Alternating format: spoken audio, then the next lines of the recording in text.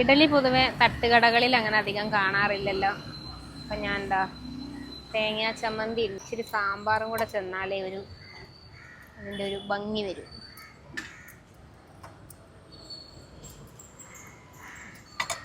ഇവിടുത്തെ ഫ്രൈ കണ്ട ഇങ്ങനെ കുഞ്ഞു കുഞ്ഞു പീസാട്ടോ. അതിനകത്ത് ഇങ്ങനെ പൊടിയൊക്കെ ഉണ്ട്. ഇതാ കണ്ട ചെറുതേരം പീസാ. ഇതാ അപ്പം ഞാൻ അപ്പത്തിൻ്റെ കൂടെ തോരനാട്ടോ മേടിച്ചത്, ചിക്കൻ തോരൻ. ഇവിടെയാണെങ്കിലേ തമിഴ്നാട് സ്പെഷ്യലായിട്ടുള്ള മുട്ടക്കലക്കിയും കിട്ടും കേട്ടോ. നിങ്ങളെ പേര് ശങ്കർ അല്ലേ? അപ്പൊ 2 മണി വരെ ഇവിടെ ഉണ്ട് നിങ്ങള്? ഈ ആ സമയത്തൊക്കെ എങ്ങനെയാ ആളുകൾ വരലുണ്ടോ? 2 മണി സമയത്തൊക്കെ ആൾക്കാരുടെ നമ്മളെ നമ്പി വരും ആൾക്കാർ. അറിയുന്ന ആളുകള് നമുക്ക് അറിയുന്ന ആൾക്കാർ വിശേഷന നമുക്ക് നമ്മളെടുത്ത് വരും. വരുന്നവര് എല്ലാം കൊടുത്ത് തൃപ്തിയായിട്ട് നമ്മള് പ്രശ്നമെല്ലാം കൊടുത്ത് തന്നെ വിടുന്നത്. നമസ്കാരം, പുതിയൊരു വീഡിയോയിലേക്ക് എല്ലാവർക്കും സ്വാഗതം. അപ്പം നമ്മളിന്ന് തിരുവനന്തപുരത്തല്ല, നമ്മൾ അവിടെ നിന്ന് ചാടി തമിഴ്നാട്ടിലോട്ട് എത്തിയിട്ടോ. ഈ സ്ഥലത്തിന് പറയുന്നത് കുഴിത്തുറ കഴിഞ്ഞ് മാർത്താണ്ഡം എത്തണേന് തൊട്ട് മുന്നേ ഇവിടെ ഒരു മേൽപ്പാലം ഒക്കെ ഉണ്ട്. അപ്പം മേൽപ്പാലം കയറണ്ട, പാലത്തിന്റെ അടിയിലായിട്ട് വെട്ടുവെന്നി എന്നാണ് ഈ സ്ഥലത്തിന് പറയുക. ഇവിടെ ഒരു ബസ് സ്റ്റോപ്പ് ഉണ്ട്. ബസ് സ്റ്റോപ്പിന്റെ ബാക്കിലായിട്ട് ഒരു ചെറിയ തട്ടുകട അടുത്താണ്. ശങ്കർ എന്നാണ് ഇവിടുത്തെ ഈ ചേട്ടന്റെ പേര്. ചേച്ചിയുടെ പേര് ജയന്തി എന്നും. അപ്പോൾ അവർ 2 പേരും കൂടെയാണ് കട നടത്തുന്നത്. എന്നുവെച്ചാൽ ഒരു പ്രത്യേകത, ഈ വൈകുന്നേരം ഒരു 6:30 തുടങ്ങിക്കഴിഞ്ഞാൽ പുലർച്ചെ വരെ, അതായത് 2 മണി 3 മണി വരെയൊക്കെ ഇവിടെ കടയുണ്ട്. അപ്പോൾ നമ്മൾ ഇപ്പോൾ കന്യാകുമാരിക്കോ അല്ലെങ്കിൽ അങ്ങനെയൊക്കെ പോകുന്ന മെയിൻ റോഡാണല്ലോ ഇത്. അങ്ങനെയൊക്കെ പോയിട്ട് വരുമ്പോഴേ ഇച്ചിരി രാത്രി ആയാലും നല്ല ഭക്ഷണം കിട്ടുന്ന ഒരു സ്ഥലമാണ്. ദോശയും ചമ്മന്തിയും ഒക്കെ ഉണ്ട്. അതുകൂടാതെ ചിക്കൻ തോരനും ചിക്കൻ പെരട്ടും ഒക്കെ. അപ്പോൾ ചേച്ചിയുടെ മോള് വൈഷ്ണവിയാണ് എനിക്കിത് മെസ്സേജ് അയക്കണം. അപ്പോൾ ഞാൻ ചോദിച്ചു, തമിഴ്നാട്ടിലെ രുചികളാണോ? അല്ല ഞങ്ങൾ കേരളക്കാരാണ്, കേരളത്തിന്റെ രുചി തന്നെയാണ് വിളമ്പണേന്ന് പറഞ്ഞു. ഇവിടുത്തെ വിശേഷങ്ങളാണ് നമ്മൾ പങ്കുവയ്ക്കുന്നത്. ഇത് കണ്ട ചിക്കൻ പെരട്ട്, ഉള്ളിയും പിന്നെ നമ്മുടെ രമ്പയില അല്ലേ, മല്ലിയില അല്ലേ,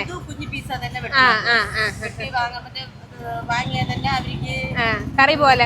അത് നല്ല കൊഴുപ്പുള്ള കറി അല്ലേ? അപ്പൊ ഇവിടെ ഇങ്ങനെ വെച്ചാലാണ് ബീഫ് ചെലവാവുക. അപ്പൊ അത് കാരണം ഇവര് ഇങ്ങനെയാണ് വെക്കല്. ഒരുപാട് നാളായിട്ട് പാചകം ഉണ്ട് അല്ലേ? എത്ര വർഷം ഹോട്ടലിൽ ജോലി ചെയ്തു? 9 വർഷം ജോലി ചെയ്തിട്ടുണ്ട്. പിന്നെ സ്വന്തമായിട്ട് 3 വർഷം കൊണ്ട് തുടങ്ങി. അപ്പം, ദോശ, ഇടിയപ്പം, ചപ്പാത്തി, പൂരി, പിന്നെ ബീഫ് കറി വന്നിട്ട് ചിക്കൻ ഫ്രൈ, പിന്നെ ഇത് ചിക്കൻ തോരൻ, ചിക്കൻ പെരട്ട്. അതൊക്കെ ആട്ടുകുടലാണ് ഇവിടെ മെയിൻ ആയിട്ട്. അത് എനിക്ക് ഇന്ന് കിട്ടിയില്ല. ഏറ്റവും കൂടുതൽ ആളുകൾ അന്വേഷിച്ച് വരുന്നത് അതിന് തന്നെ കൂടുതൽ ആൾക്കാർ അന്വേഷിച്ച് വരുന്നത് ആ പോട്ടിയും അപ്പവും കൂടുതൽ. അതാണ് അതും ആടിന്റെ ബീഫല്ല. നമുക്ക് നഷ്ടമല്ല നമ്മൾ നോക്കണത്, ആൾക്കാർ കഴിക്കണതാണ് നമ്മള്. അതുപോലെ വലിയ പൈസ ഇല്ല അല്ലേ? അപ്പം 8 രൂപ, ദോശ വന്നിട്ട് 6 രൂപ, ഇടിയപ്പം വന്നിട്ട് 8 രൂപ, ഇഡ്ഡലി വന്നിട്ട് 8 രൂപയ്ക്ക് എന്ന് പറഞ്ഞു കഴിഞ്ഞാൽ ദോശ വില കുറച്ചതുകൊണ്ട് എല്ലാരും ഇങ്ങനെ പറഞ്ഞു ദോശ വില കൂട്ടാൻ വേണ്ട, നമുക്ക് 6 രൂപയ്ക്ക് അതുകൊണ്ട് അതങ്ങനെ ഇരിക്കട്ടെ എന്ന് പറഞ്ഞിട്ട്. ബീഫും ചിക്കനും ഒക്കെയാ? ബീഫ് ചിക്കൻ എല്ലാം ഒരേ റേറ്റ് 80 രൂപ. 80 രൂപ. ഞായറാഴ്ചയും തുറക്കും? ഞായറാഴ്ചയും തുറക്കും. നല്ല സോഫ്റ്റ് അപ്പം അല്ലേ? അപ്പൊ ഞാൻ അപ്പത്തിന്റെ കൂടെ തോരനാട്ടോ മേടിച്ചത്, ചിക്കൻ തോരൻ. അതാ നമുക്ക് ഒരു കഷ്ണം അപ്പം ഇങ്ങനെ ഭയങ്കര സോഫ്റ്റ് ആയിട്ടുള്ള അപ്പാണ്. മുറിച്ച് ഇച്ചിരി തോരനിൽ ഇങ്ങനെ പൊതിഞ്ഞ് എടുത്ത് കഴിക്കണം. ശരിക്കും തമിഴ്നാട്ടിൽ വന്നിട്ട് നമ്മുടെ കേരള ഫുഡ് കഴിക്കുന്നത് ഇങ്ങനെ ആദ്യം. നമ്മൾ കന്യാകുമാരി, മധുരൈ, തെങ്കാശി, അങ്ങനെ കുറേ സ്ഥലത്ത്, ചെന്നൈ ഒക്കെ പോയി വീഡിയോ ചെയ്തതാണ്. പക്ഷെ അവിടെയൊക്കെ കിട്ടുന്നത് അവിടുത്തെ രുചികളാണല്ലോ, അല്ലെങ്കിൽ അവിടത്തുകാരുണ്ടാക്കുന്നതാണല്ലോ. പക്ഷെ ഇത് നമ്മുടെ തന്നെ നാട്ടിലെ തിരുവനന്തപുരത്ത് തന്നെ ഉള്ള അവര് പാറശാലയെല്ലാം താമസിക്കുന്നത് കട നടത്താൻ വേണ്ടി ഇങ്ങോട്ട് വരും എന്നുള്ളു. പക്ഷെ ഈ ചേട്ടൻ തമിഴാണ് കേട്ടോ സംസാരിക്കുന്നത്. പുള്ളിയുടെ നാട് ഇവിടം തന്നെയാണ്. കഴിച്ചു നോക്കട്ടെ.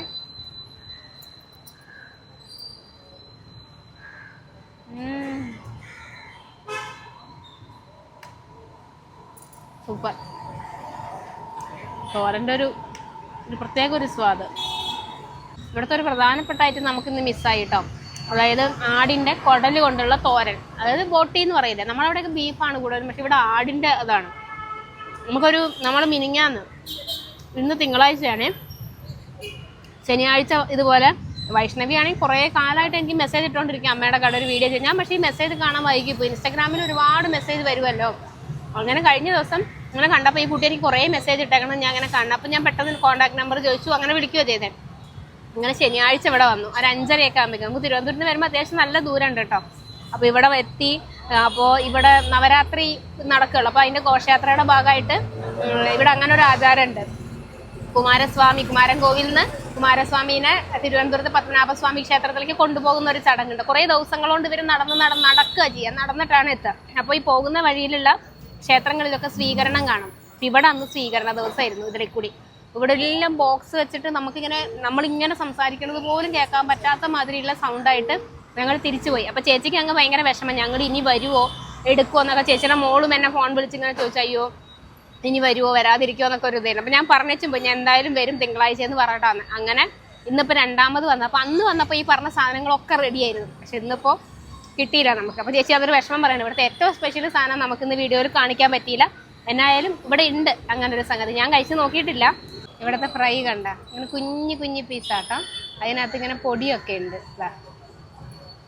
കണ്ട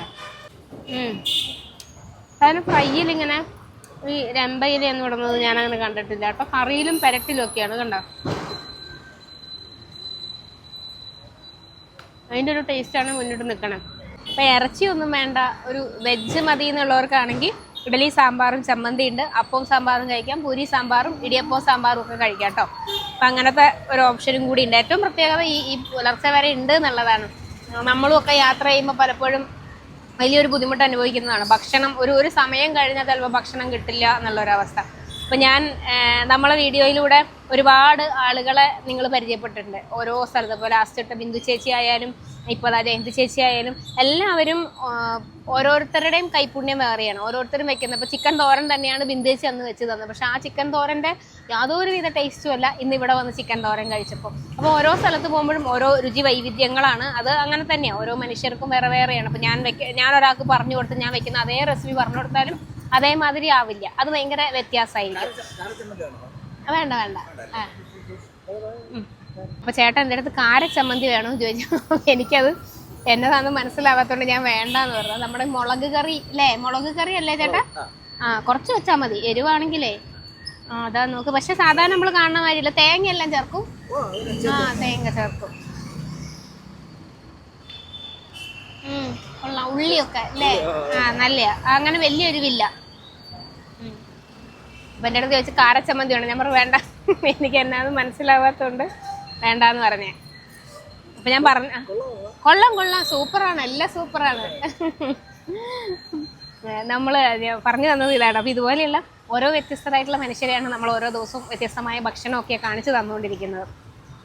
നമ്മൾ 1000 വീഡിയോസ് വരെയൊക്കെ നമ്മുടെ പേജിൽ ഇപ്പോൾ കാണും. അപ്പോൾ ഈ 1000 രുചി വൈവിധ്യങ്ങളൊക്കെ ഇങ്ങനെ 3 വർഷം കൊണ്ട് ഞാൻ ഇങ്ങനെ അനുഭവിച്ചുകൊണ്ടിരിക്കുകയാണ്. ഓരോ സ്ഥലത്ത് ചെല്ലുമ്പോഴും ഓരോന്നിൻ്റെ പിന്നിലും ഓരോ സ്റ്റോറിയും കാണും. ചിലത് അന്ന് ആ ദിവസം വീഡിയോ എടുത്ത് പോരുമ്പോൾ ഭയങ്കര ഹാപ്പി ആയിരിക്കും. ചില ആളുകളെ പരിചയപ്പെടുമ്പോൾ ഭയങ്കര മോട്ടിവേഷൻ ആയിരിക്കും. ചിലരെ പരിചയപ്പെടുമ്പോൾ അല്ലാത്തത് ഭയങ്കര സങ്കടമായിരിക്കും. കാരണം പോര വഴിക്കൊക്കെ ചിലപ്പോൾ കണ്ണ് നിറയും അവർ പറഞ്ഞ ചില കഥകളൊക്കെ കേൾക്കുമ്പോൾ. അങ്ങനെ സമ്മിശ്ര വികാരങ്ങൾ, സമ്മിശ്ര രുചികൾ, സമ്മിശ്ര സംസാരം. ഇന്നിപ്പോൾ ഞാൻ നിൽക്കുന്നത് തമിഴ്നാട് ബോർഡറിലാണ്. അപ്പോൾ ഇവിടുത്തെ ആളുകൾ സംസാരിക്കുന്ന ഭാഷ വേറെ, തിരുവനന്തപുരത്താണെങ്കിൽ വേറെ, കൊല്ലത്ത് പോകുമ്പോൾ, ആലപ്പുഴ പോകുമ്പോൾ, കോട്ടയം പോകുമ്പോൾ ഒക്കെ വേറെ ഭാഷ, സംസ്കാരം എല്ലാം. ഇതൊക്കെ ഞാനിങ്ങനെ കുറേ ദിവസങ്ങളായി അനുഭവിച്ചുകൊണ്ടിരിക്കുകയാണ്, കുറേ വർഷങ്ങളായിട്ട്. ഒരുപക്ഷെ അധ്യാപിക എന്നുള്ളതിനേക്കാളും കൂടുതൽ ആസ്വദിച്ച് ചെയ്യുന്ന ജോലി ഇതാണോ എന്ന് ചോദിച്ചാൽ ഇത് തന്നെയാണ്.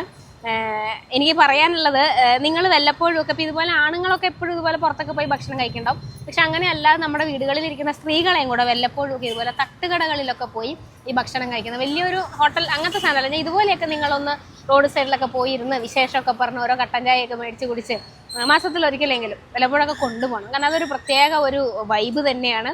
അത് ആസ്വദിക്കണമെങ്കിൽ തട്ടുകടയിൽ തന്നെ പോകണം. അപ്പോൾ തട്ടുകട ഫുഡ് ഇഷ്ടമുള്ള ആളുകൾ കമൻറ്റ് ഇട്ടോട്ടാ. അപ്പോൾ നിങ്ങൾ കന്യാകുമാരിയോ നാഗർകോവിലോ അല്ലെങ്കിൽ കളിയക്കാവിലോ ഇവിടെ എവിടെയെങ്കിലൊക്കെ വരുന്നുണ്ടെങ്കിൽ വൈകുന്നേര സമയത്താണെങ്കിൽ നല്ല ഭക്ഷണം കിട്ടുന്ന ഒരു സ്ഥലമാണ്. ഇവിടെ വന്ന് കഴിച്ച് നോക്കിക്കോ. ലൊക്കേഷൻ ഡിസ്ക്രിപ്ഷനിൽ ഞാൻ കൊടുത്തിട്ടുണ്ട്. നമ്മളിപ്പോൾ കന്യാകുമാരി അസ്തമനമൊക്കെ കണ്ടേച്ചും നമ്മൾ തിരിച്ചു പോകുകയാണെങ്കിൽ രാത്രി സമയത്തായിരിക്കുമല്ലോ യാത്ര. അപ്പോൾ ഭക്ഷണം നമ്മുടെ കേരളത്തിലെ പോലെ തന്നെ അതേ രുചിയിലാണ്. അങ്ങനെ ഒരു സ്ഥലമാണ് നോക്കുന്നതെങ്കിൽ ഇവിടെ വന്ന് കഴിച്ച് വെച്ചുമ്പോൾ വെട്ടുവെന്നി എന്നാണ് ഈ ബസ് സ്റ്റോപ്പിൻ്റെ പേര്. ബസ് സ്റ്റോപ്പ്, വെയിറ്റിംഗ് ഷെഡ്, അതിൻ്റെ തൊട്ട് ബാക്കിലായിട്ടാണ് ജയന്തി ചേച്ചിയുടെ ഈ കടയുള്ളത്. ഇന്നത്തെ വിശേഷങ്ങൾ അവസാനിപ്പിക്കുക. പുതിയ രുചി കാഴ്ചകളൊക്കെ ആയിട്ട് ഇനിയും വരാം.